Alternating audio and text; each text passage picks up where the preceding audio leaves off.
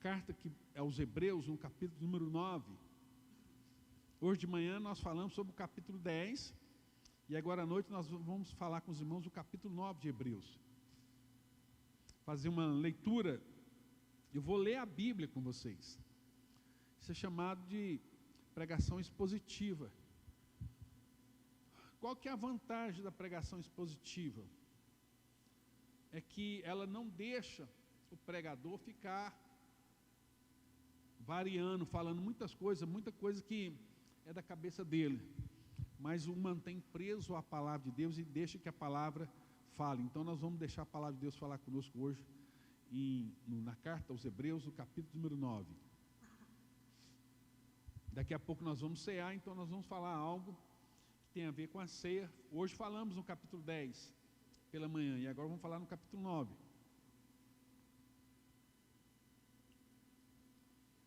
Diz assim, Hebreus 9: ora, naquela primeira aliança entre Deus e o seu povo, havia normas para a adoração, e havia um tabernáculo aqui na terra. Dentro deste tabernáculo, havia 2 compartimentos. O primeiro compartimento, chamado de lugar santo, continha um castiçal de ouro e uma mesa com os pães sagrados.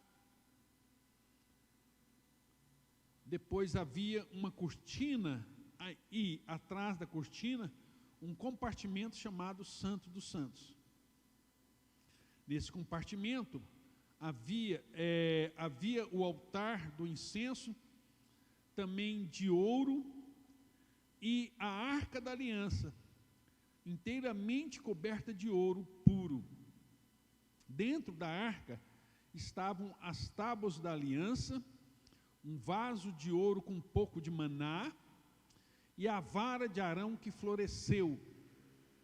Em cima da arca de ouro havia estátuas de anjos, chamados de querubins, as sentinelas da glória de Deus, com as suas asas estendidas por cima da cobertura de ouro da arca, chamado propiciatório.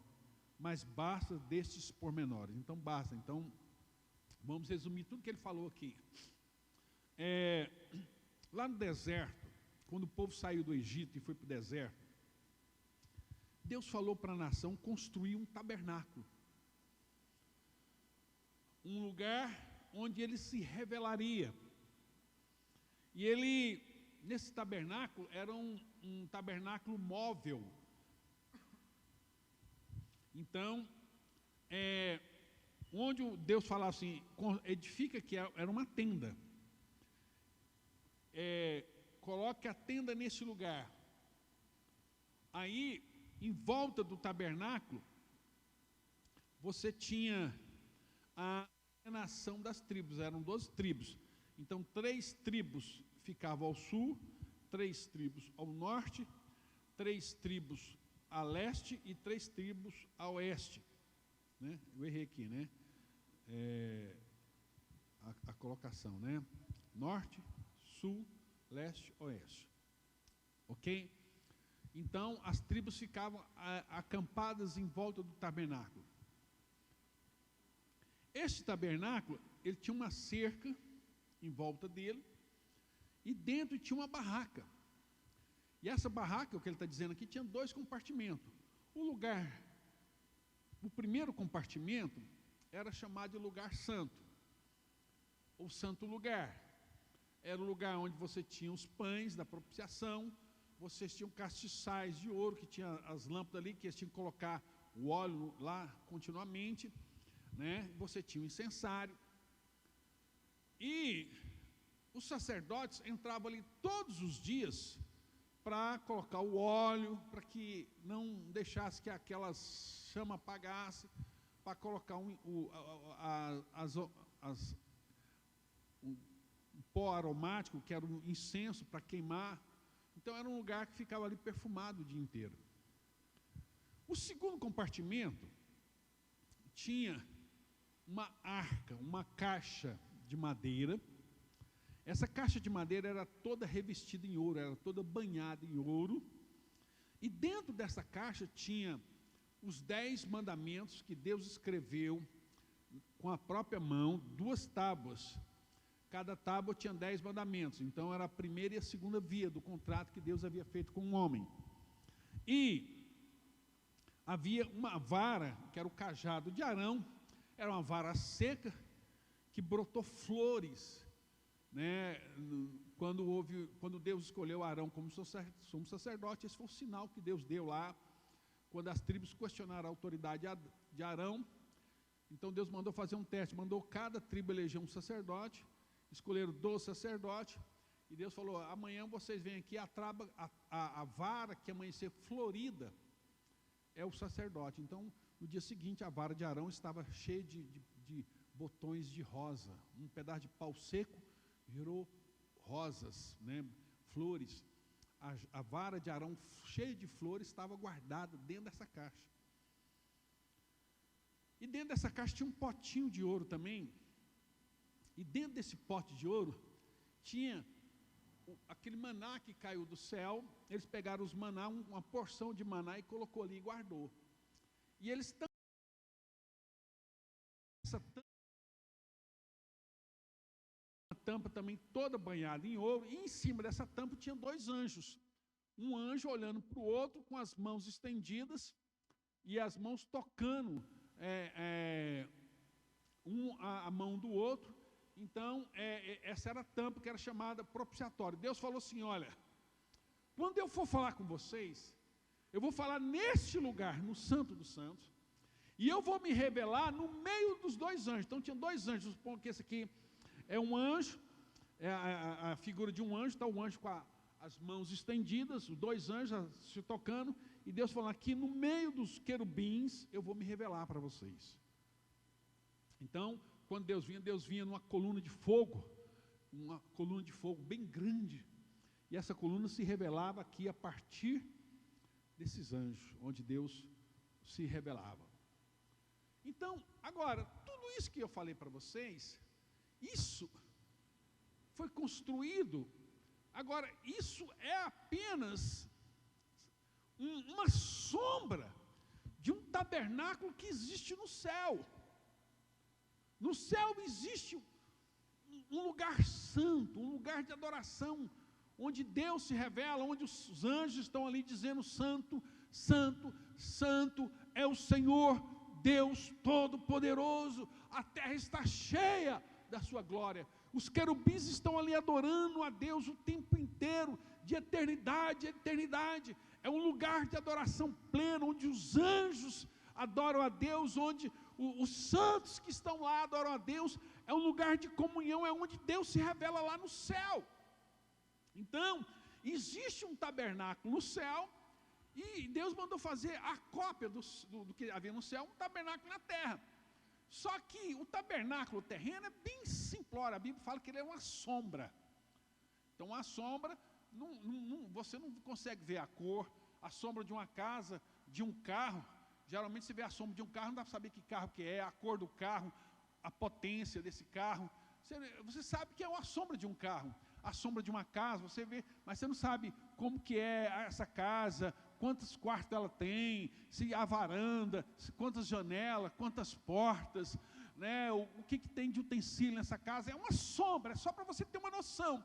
Então, a Bíblia diz que esse tabernáculo era uma sombra do tabernáculo que tem lá na glória. Então, há um lugar da presença de Deus lá na glória. Então, esse lugar aqui na terra chamava Santo dos Santos, ou Santíssimo. É o lugar onde Deus se revela. Então ele fez essa introdução, e eu expliquei para os irmãos aqui o que ele acabou de dizer. Vamos continuar então na narrativa do escritor. Ele diz aí, no versículo 6: bem, quando tudo estava preparado, os sacerdotes entravam e saíam regularmente do lugar santo do tabernáculo, né? Não daquela parte inferior, mas da parte externa, onde estavam ali os pães, o candelabro. E eles entravam lá todos os dias para fazer o seu trabalho. 7. Mas somente o sumo sacerdote entrava no Santo dos Santos apenas uma vez por ano. Então, somente o líder maioral de todos os sacerdotes, que é chamado de sumo sacerdote, esse cara, ele, o chefe de todo sacerdote, considerado o homem mais santo da nação, uma vez por ano, no dia da expiação, que é o dia do ano novo, também chamado de Yom Kippur, que é um feriado mais sagrado em Israel. E você vê que as tentativas de ataque terrorismo em Israel se dá nesse dia, porque é o dia que a nação para. É o dia que a nação para, porque é o feriado mais sagrado, é o dia do perdão. É quando os inimigos de Israel fazem atentado terrorista, no dia do Yom Kippur. Então, nesse dia, o sacerdote, um sumo sacerdote, diz o texto, mas somente o sumo sacerdote entrava no Santo dos Santos apenas uma vez por ano, completamente só, e sempre levando sangue do sacrifício que ele salpicava sobre o propiciatório, como uma oferta a Deus para cobrir os seus próprios pecados e os pecados do povo que havia cometido por ignorância. Então, uma vez por ano, nesses 2 compartimentos tinha uma grande cortina azul ali, e ele entrava, atravessava essa cortina com a bacia de sangue, e ele chegava lá naquela mesa, e nas pontas da mesa tinha como que fosse chifres, e ele passava ali sangue naquele propiciatório, manchava ali de sangue, dizendo assim: Deus, eu chego na tua presença carregando sangue, e somente por causa desse sangue que eu me atrevo a entrar nesse lugar. Eu estou aqui com sangue de animais, do bode que eu matei, do novilho, da ovelha. Eu me chego à tua presença para pedir perdão pelos meus pecados e pelos pecados da nação. E ele só podia fazer isso uma vez por ano, que ele podia entrar nesse lugar. E aí o versículo 8 diz assim: e o Espírito Santo utiliza tudo isso para nos mostrar que, sob o sistema antigo, sobre a velha aliança, o povo não podia entrar no Santo dos Santos. Ninguém podia entrar lá. Somente o sumo sacerdote, somente uma vez por ano, enquanto ainda estivesse em uso esse primeiro tabernáculo. Ou seja, enquanto na velha aliança, no Antigo Testamento existiam essas coisas, ninguém podia entrar no Santo dos Santos. O povo não podia, ninguém tinha acesso, somente o sumo sacerdote. Versículo 9. Isso tem um ensinamento importante para nós nos dias de hoje. Então presta atenção. Tudo que há no Velho Testamento, vou tirar o óculos de propósito, tudo que há no Velho Testamento aponta para as coisas que vão acontecer no Novo Testamento. Então, quando eu vou ler o Velho Testamento, eu tenho que usar o óculos do Novo Testamento para que eu possa entender, porque senão eu não vou entender aquilo. Para que tanta morte de bois, de ovelhas, de bodes? Para que tantos animais sacrificados? Para que tantas ofertas?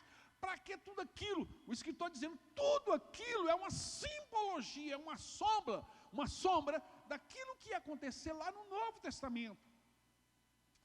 E aí o escritor continua, ele está explicando isso para nós.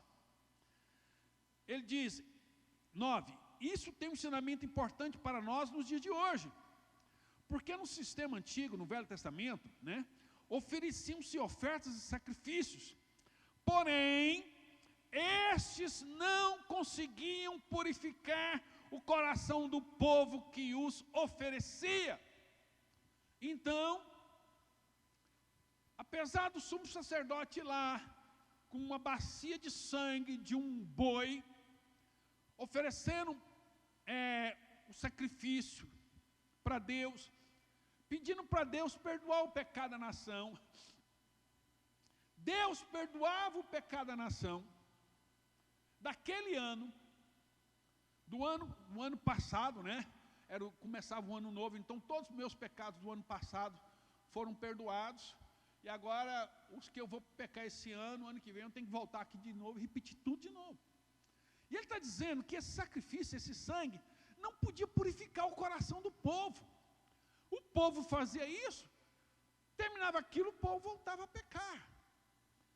Porque isso era uma cerimônia, isso não tinha poder de purificar o coração das pessoas.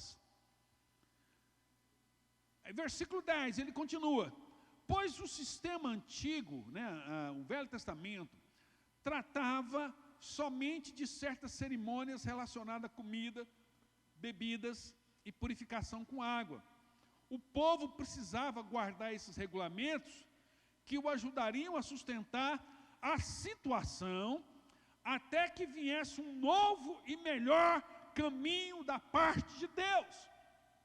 Então ele está dizendo que todo mundo que fazia isso sabia que aquilo não ia resolver o problema. Então todas as pessoas do Velho Testamento, eles faziam aquilo e falavam: um dia tudo isso vai acabar, porque um dia o Messias vai chegar, e quando o Messias chegar, isso aqui não vai ser necessário, isso aqui vai acabar, isso aqui é provisório, isso aqui não tem o poder de purificar o meu coração. E olha só, ele continua,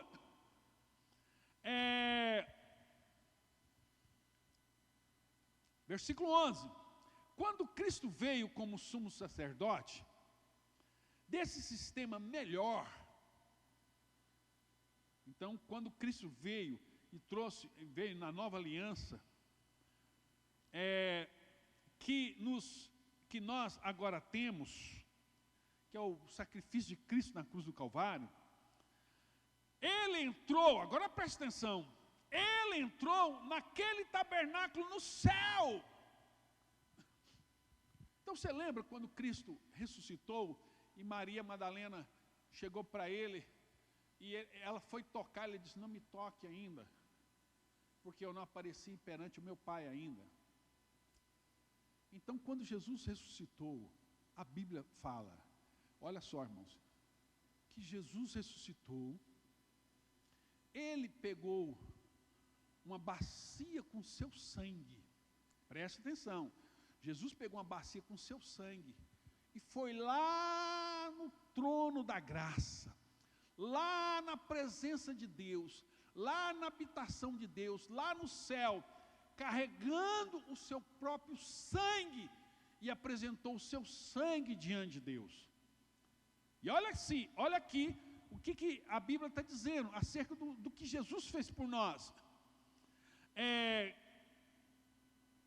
Vou repetir o versículo 11: quando Cristo veio como sumo sacerdote desse sistema melhor, dessa nova aliança, que nós agora temos, ele entrou naquele tabernáculo no céu,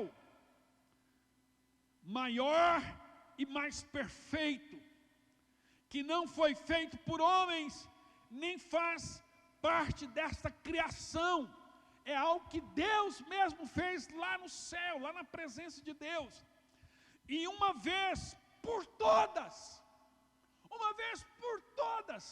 um único sacrifício, levou sangue para dentro dos santos dos santos, não aqueles santos dos santos aqui na terra, não naqueles anjos de ouro que estavam ali, não da presença simbólica de Deus, não, ele atravessou o santo dos santos lá no céu, e os anjos, arcanjos, querubins, serafins, todo mundo vendo Jesus entrando nos céus, carregando uma bacia de sangue, e chegando diante de Deus Pai, e oferecendo a Deus Pai o seu próprio sangue, do sacrifício que ele fez aqui na terra, e dizendo: Pai, está consumado o sacrifício para a remissão do pecado de todos aqueles que receberem o meu sacrifício pela fé. Então todos aqueles que crerem em Jesus, todos aqueles que aceitaram Jesus como Senhor e seu Salvador, naquele momento tiveram todos os seus pecados perdoados. Então eu e você, nós fomos salvos antes da fundação do mundo. Preste atenção, a Bíblia diz que Cristo morreu por nós antes da fundação do mundo, mas nos últimos dias, o livro de Hebreus fala isso, ele se revelou Então, quando Cristo veio aqui na terra, ele veio expressar de forma visível aquilo que ele já havia feito lá na eternidade. Então, lá na eternidade, Deus já havia me criado, eu e você. E lá na eternidade, antes de nós nascermos, estava ali toda a nossa ficha de todos os nossos pecados. Os pecados que eu cometi, vamos pegar o dia de hoje. Os pecados que eu cometi no passado, os pecados que eu cometi no presente e os pecados que eu ainda vou cometer no futuro. E todos esses pecados que eu cometi e que ainda vou cometer, foram perdoados pelo sangue de Cristo Jesus. Sabe, única e exclusivamente por quê? Pelo fato de eu receber Jesus como meu Senhor e meu Salvador. Então Jesus perdoou todos os meus pecados. E Ele entrou, não foi carregando o sangue de bode, de ovelha, de carneiro, de boi. Ele não entrou nesse tabernáculo, Ele entrou nos céus, na presença de Deus, carregando o seu sangue. Olha só o que o texto continua dizendo. Vou repetir o versículo 12. Uma vez por todas levou o sangue para dentro do Santo dos Santos e o salpicou sobre o propiciatório. Mas não era sangue de bodes nem de bezerros. Mas não era sangue de bode nem de bezerros. Lá ele levou o seu próprio sangue. E com este sangue ele garantiu a nossa salvação eterna. A nossa salvação eterna. Por isso, irmãos, a nossa salvação é eterna, que nós jamais poderemos perder aquilo que Deus nos deu. As pessoas são voláteis, as pessoas se enganam, as pessoas fazem promessas que depois se arrependem. Deus não é homem para que se arrependa, e nem filho do homem para que minta. Lá na eternidade, Deus nos deu a salvação, e é uma salvação eterna. Então nada pode nos roubar aquilo que Jesus fez por nós na cruz do Calvário. Se você realmente creu em Jesus, se você realmente nasceu de novo, se Jesus entrou no seu coração e gerou a vida plena de Deus, nada pode roubar isso de você. Nem se você quiser. Nem se você quiser. Nem. Por quê? Porque você não dá conta. Uma vez,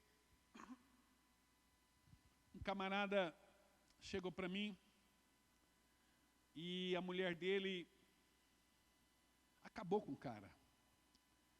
Falou assim para ele: olha, você não está vendo que eu não te amo? Você sabe que eu estou com um caso com fulano de tal. Como é que você suporta esse relacionamento? Você sabe que eu não te amo, você sabe que eu tenho outro homem. Toma vergonha na cara, rapaz. Me larga, me deixa. Separa de mim, seja homem. Ele ficou com muita raiva de ouvir isso da mulher. É assim, é? Então tá bom. Aí ele pegou, foi para um prostíbulo, sentou na mesa, pediu uma bebida, chamou uma prostituta para sentar com ele. Falou assim: hoje também é o seguinte, sou crente, mas minha mulher aprontou tudo isso, hoje também eu vou aprontar. Aí ele pediu a bebida, está lá, a prostituta está lá na mesa, e ele queria beber, mas ele não dava conta de beber. Ele pegava aquele copo, ficava com o copo aqui na mão, e não dava conta, né? Eu vou beber, ele não. E a mulher aí, então? Ele falou: cara, a mulher, e aí? Bora, tem que ganhar mais dinheiro. E eu paguei, fiquei lá assim, cara, pastor, eu não dei conta. Eu dispensei a mulher e saí. E o cara chegou na minha casa de madrugada, irmão, batendo na minha porta, me acordou: eu preciso falar com o senhor. E contou a história. E a minha mulher falou isso, e eu fui para o prostíbulo, e eu tentei beber, tentei encher a cara, mas não dei conta. Eu quis prostituir, mas não dei conta. E eu peguei e falei: eu vou lá conversar com o pastor, ver se o que faz. E eu estou aqui, pastor, chorando, porque eu quero pecar e nem pecar eu dou conta. Pastor, o que eu faço? Meu irmão, você foi lavado pelo sangue de Jesus, meu irmão. Ainda que sua mulher fez tudo isso com você, quem é nascido de novo não entra nessa, irmão. O Espírito Santo está no seu coração, e está certo, ele trouxe você aqui. Então, irmãos, quando Deus, e aqui eu quero falar, mas ele vai falar aqui também, quando Deus entra em nossas vidas, tudo transforma. É um sacrifício eterno. Irmão, não foi um bode que morreu por você. Não foi uma galinha preta numa encruzilhada, numa sexta-feira, 13 de agosto. Não foi. Não foi. Irmão, não foi uma ovelha que morreu por você. Foi o próprio Deus descendo do céu, se encarnando, e entregou a vida dele por você. Você foi comprado, como diz o apóstolo Pedro em 1 Pedro, no capítulo 1, a partir do versículo 18. Não foi com ouro, não foi com prata, nem com coisas corruptíveis desse mundo, mas como o precioso sangue de Cristo, como de um cordeiro imaculado, um cordeiro santo. Foi esse o preço da nossa salvação, que nós fomos comprados da nossa fútil maneira de viver, diz o apóstolo Pedro. Ele continua dizendo, versículo 13, e sob o sistema antigo, o Antigo Testamento, a Velha Aliança, o sangue de touros e bodes e as cinzas das novilhas eram espalhadas sobre as pessoas impuras e tornavam as pessoas exteriormente puras. Perdoava os pecados, mas o coração da pessoa está ali, ó. O coração da pessoa está ali pronto para pecar de novo. Versículo 14, presta atenção.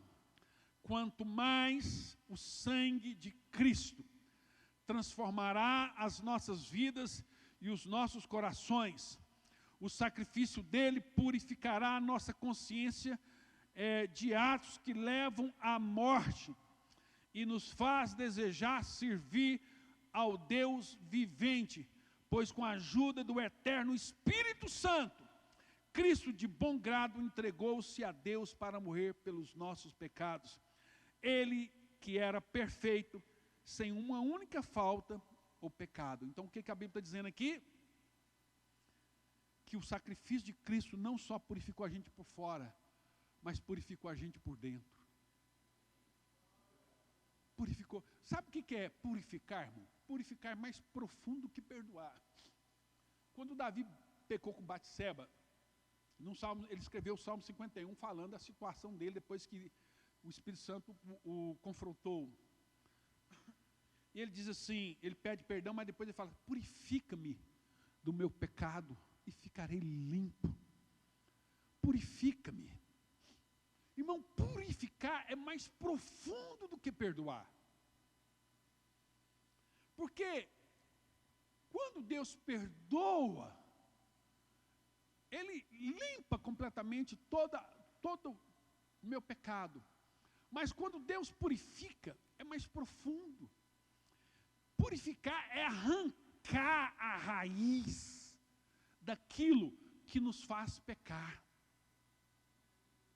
É arrancar. Então nós temos que orar como Davi, Senhor, purifica-me. Purifica o meu coração. Davi, irmão, Davi era um garanhão. Davi não aguentava ver uma mulher. Davi, qualquer mulher que passava na frente dele, ele cantava, ele dava em cima. Podia ser, como foi o caso de Betseba, a mulher do seu melhor amigo. Ele pegava mesmo, o cara era pegador, o cara era garanhão. Mas Davi agora, quando vê a miséria que ele fez, ele fala, Deus, purifica-me, arranca de mim essa tara, arranca de mim essa loucura, que eu não consigo olhar para uma mulher sem cobiçar, sem desejar, arranca de mim isso, Deus. E sabe o que Deus fez? Deus arrancou. E como é que nós sabemos disso? Porque na velhice, quando Davi estava ali doente, velho, Davi estava com muito frio, e eles fizeram um concurso de Miss, para escolher a mulher mais bonita de Israel, e escolheram lá uma moça, esqueci o nome dela, quem lembra aí? Eu não lembro o nome da moça, está lá em 2 Reis, né? 1 Reis, Mas aí a moça era bonita. E a moça dormia com ele. E a Bíblia diz que ele não tocou na moça, que ele não pegou ela. Por que ele não pegou? Ah, pastor, porque ele era velho. Não. Se ele fosse um cara impotente, velho, acabado, a Bíblia não ia falar nada. Mas a Bíblia fala, e Davi não a conheceu. A Bíblia coloca isso em ênfase. Quer dizer, ele poderia ter tido relações com aquela moça, mas ele não tocou nela. Porque ele falou isso aqui, Abisag, né? Então ele poderia, mas ele não tocou naquela moça. Por quê? Porque ele pediu para Deus arrancar do coração essa taradice, esse desespero. Então nós temos que orar a Deus suplicando, Deus purifica-me, purifica o meu coração. E ele está falando que o sacrifício de Cristo por nós, ele não só perdoa os nossos pecados, mas como ele nos purifica. Ele diz, versículo 14, quanto mais o sangue de Cristo transformará nossas vidas e os nossos corações, o sacrifício dele purificará a nossa consciência de atos que nos levam à morte. Vai arrancar essa loucura, esse desespero. O que pode libertar você da imoralidade sexual, da pornografia, dessa coisa absurda que te prende, é você realmente reconhecer na sua vida o sacrifício de Cristo, que Cristo fez por você. Porque no Velho Testamento, na Antiga Aliança, ele escreveu os mandamentos em uma tábua de pedra, mas na Nova Aliança, diz o escritor no capítulo 10, ele vai escrever os mandamentos dele no nosso coração, na nossa mente. Por isso que essas coisas são colocadas para fora. E ele diz mais, e nos faz, 41, e nos faz desejar servir ao Deus vivente. Esse desejo agora que eu tinha pelo pecado, agora eu quero servir a Deus, eu quero buscar Deus, eu quero conhecer Deus, eu quero ter a vida de Deus. E ele diz mais, pois com a ajuda do eterno Espírito Santo, com a ajuda do Espírito Santo, Cristo de bom grado entregou-se a Deus para morrer pelos nossos pecados. Ele que era perfeito, sem uma única falta, o pecado, Cristo veio para ser mediador desta nova aliança, desse novo testamento, para que todos os que são convidados possam vir e herdar para sempre todas as maravilhas que Deus lhe prometeu, porque Cristo morreu para livrá-los do castigo dos pecados que eles tinham cometido enquanto ainda estava debaixo da primeira aliança, no Velho Testamento. Então agora o que o sangue de bode não pôde fazer, o sacrifício de Cristo fará por nós. Agora, se alguém morrer e deixar um testamento, uma relação de coisas a serem doadas a determinada pessoa, quando ela morrer, ninguém recebe nada até provar que se a pessoa que escreveu o testamento está morta. Então, ou seja, tudo aquilo que está no testamento só tem valor depois que a pessoa que escreveu morreu. O testamento só começa a ter efeito depois da morte da pessoa que o escreveu. Enquanto ele ainda estiver viva, ninguém poderá utilizá-lo para obter nenhuma daquelas coisas que lhe prometeu. Por isso, que o sangue que foi salpicado, antes mesmo que aquela primeira aliança entrasse em vigor, depois que Moisés deu todas as leis divinas ao povo, tomou do sangue dos bezerros e bodes juntamente com água e salpicou sangue sobre o livro da lei, sobre todo o povo, usando ramos de plantas de sopo e lã de escarlata para salpicar, dizendo, este é o sangue, falando de Moisés, falando do sangue de animais. Ele está citando aqui lá no Velho Testamento, quando Moisés, o povo pecou e Moisés matou o animal e pegou um sangue de novilho e está aqui oferecendo pelo pecado do povo. Versículo 20. Este é o sangue que marca o começo da aliança entre vocês e Deus. A aliança que Deus mandou que vocês obedecessem. E do mesmo modo salpicou o sangue sobre o tabernáculo, aquelas coisas que nós falamos, e sobre todos os utensílios usados nas cerimônias. Versículo 22. De fato, podemos dizer que sobre a antiga aliança, o Antigo Testamento, quase todas as coisas eram purificadas com sangue. E sem derramamento de sangue não há perdão de pecado. Alguém tem que, por quê? Porque o salário do pecado é a morte. Alguém tem que morrer para que o seu pecado seja perdoado. 23, é por isso que essas coisas aqui na terra, e tudo quanto se achava nela, e tudo copiado das coisas que estão no céu. É uma réplica bem simplória do verdadeiro tabernáculo. Tinham de ser santificados dessa maneira, salpicado com tudo que o sangue de animais. Mas as coisas reais, as coisas que estão lá no céu, no tabernáculo do céu, mas as coisas reais do céu, das quais essas aqui de baixo são simples cópias, foram purificadas com uma oferta muito mais preciosas. Porque, agora presta atenção, versículo 24. Porque Cristo entrou no próprio céu.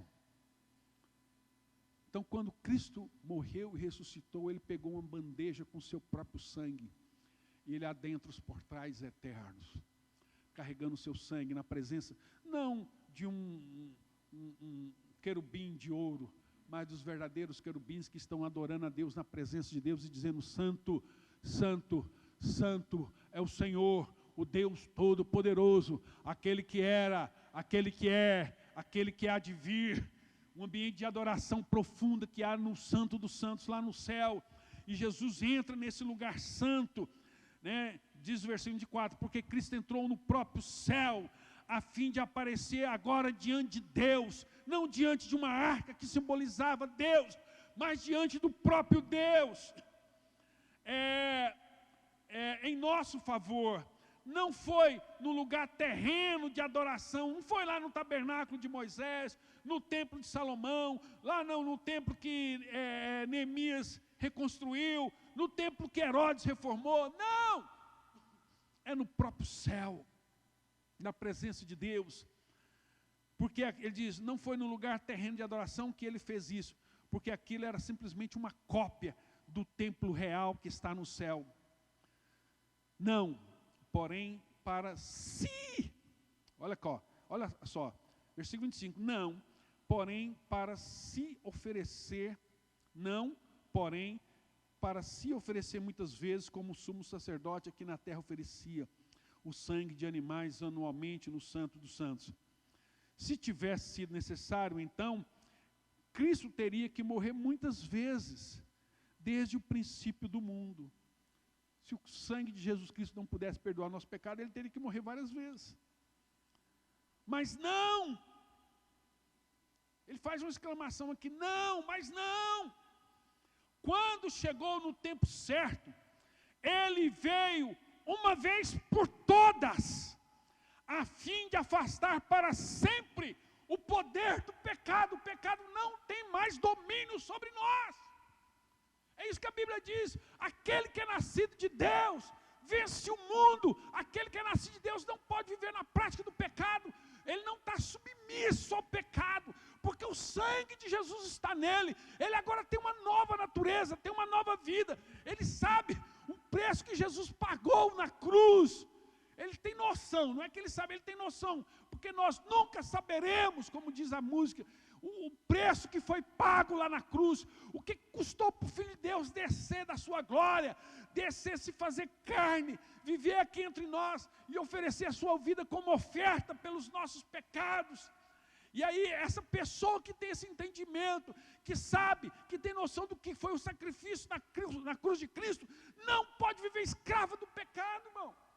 Não dá para você sofrer uma tentaçãozinha e falar assim, eu não dou conta, eu caí, pastor, porque foi forte. Não, irmão, você caiu porque você é um canalha, porque você rejeitou o sangue de Cristo, você rejeitou a aliança de Deus, porque você tem um Espírito Santo. A Bíblia diz que Deus não nos deixa ser tentado além das nossas forças, é porque você não resistiu até o sangue, como o escritor vai falar, você não lutou, você não resistiu, você não correu do pecado, como José, quando aquela mulher deu em cima de José, eu acho que aquela mulher